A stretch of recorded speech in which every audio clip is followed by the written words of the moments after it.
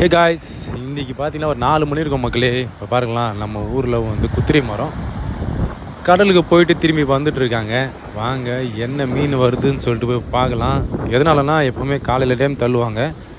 இன்றைக்கி ஒரு மதிய போல் தள்ளியிருக்காங்கன்னா எதனா மீன் எதனா தெம்பட்டு இருக்கும். அதனால தான் போயிருக்காங்க. வாங்க என்ன மீன் இருக்குன்னு பார்க்கலாம் வாங்க.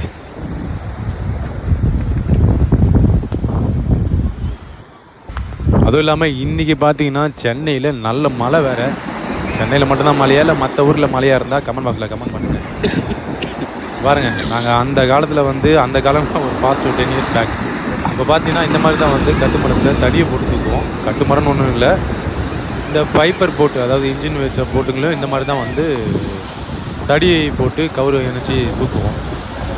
சின்ன மரம் இருந்தனால 2 பேர் தூக்கிடலாம். இதே போட்டுகளாக இருக்கும்போது குறைஞ்சது ஒரு 10 பேராவது தேவைப்படும்.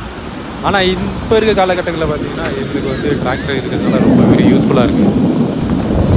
அதுலேயும் பார்த்திங்கன்னா இந்த இன்ஜின் மரமாக இருந்தால் ஒன்றும் அந்தளவுக்கு தெரியாது. இதே இந்த குத்திரி மரம்ன்றதுனால கடலில் வந்து பார்த்திங்கன்னா ஃபுல்லாகவே இந்த துடுப்பை வச்சு கையில் ஃபுல்லாகவே துடுப்பை வச்சு தோவி எடுத்துகிட்டு மறுபடியும் கரைக்கு வந்து இந்த போட்டை தூக்கும்போது உடம்பு ஃபுல்லாகவே ரொம்ப அலைச்சலாக இருக்கும்.